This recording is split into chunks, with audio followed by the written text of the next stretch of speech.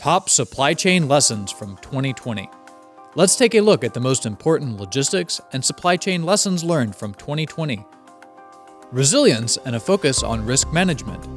A huge emphasis going forward will be on supply chain diversity and resilience of operations if a supplier suffers a shutdown. While many large firms such as Apple or Mazda already heavily take this into account, 2020 proved too much even for their risk management teams. In 2020, both had key suppliers in China that shut down early due to the COVID-19 pandemic, which put immense strain and resulted in shortages of product. Going forward, both of these firms, like thousands of others, will be much more focused on continuance of operations if a disruptive event should occur.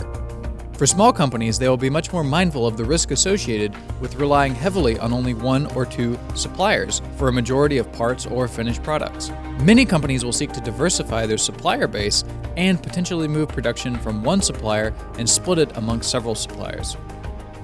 Visibility. Managing larger and more complex supply chains becomes increasingly complex and costly. One of the most basic questions that can be tricky to answer is, where is the shipment? This problem in and of itself is driving many supply chain providers to invest heavily in visibility tools. Many GPS-based apps and scanning equipment paired with effective TMS or dashboard-style logistics providers can drastically help to reduce the uncertainties of where freight is. Of course, even this becomes more complex for freight that is moving internationally between multiple countries or between multiple modes of transportation. Better technology integration. Technology is rapidly advancing within the supply chain industry as many players within the industry have decided to invest in building or buying technology solutions that increase the efficiency of their operations. The natural need for technology to communicate between firms and integrate into various internal and external software systems has proved a major challenge for the many approaches to data and software within the industry. An example might be that a domestic retailer's TMS can't correctly communicate with their logistics partners' TMS systems, resulting in some sort of an electronic barrier.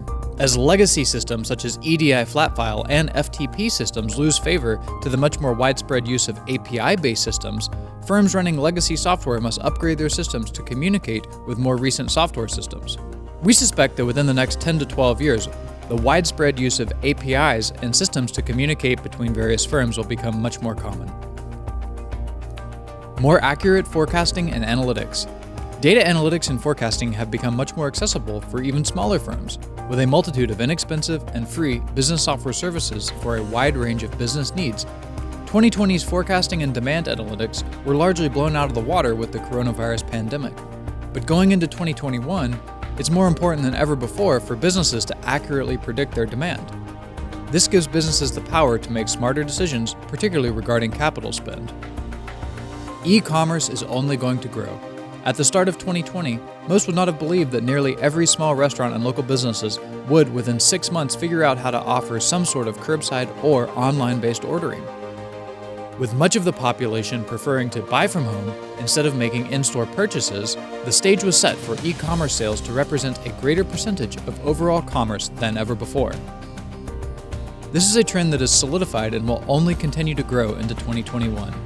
Simply put, your business is missing out if you don't make it as easy as possible for your customers to buy from you digitally. A huge range of businesses are expanding their e-commerce fulfillment capacity as well. More e-commerce means more returns. Reverse logistics is essentially the industry term for returns. While this might seem a non-issue, when firms are selling more e-commerce than ever before, returns will also be higher than ever before. The Amazon effect has also driven returns higher due to Amazon's quick and easy return policy. Returns are often an afterthought for many smaller businesses, but many are putting together much more well-thought-out procedures for how to handle returns, as reverse logistics can quickly add up. Better emergency planning. How many small and local businesses really had a well-thought-out set of emergency procedures beyond someone having a medical emergency or something like a warehouse fire? The answer is not many, and even fewer had any sort of pandemic-related plan. 2020 put pressure on many firms to quickly develop the procedures needed to have many team members working remotely, or provide safety precautions for those that are required to work on the premise.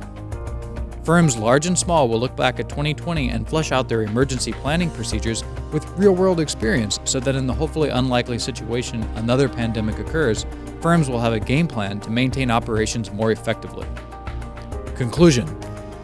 With an industry as diverse and widespread as the supply chain industry, there will always be some sort of disruption. businesses rely heavily on their supply chains to maintain revenue and financial viability. Going forward, there will be more pressure on supply chain managers than ever before to make sure that their supply chains are more resilient and more robust. Stay tuned for more supply chain videos and a look at what supply chains will face in 2021. More videos are coming along very soon from Zmodal. Subscribe and like if you haven't already.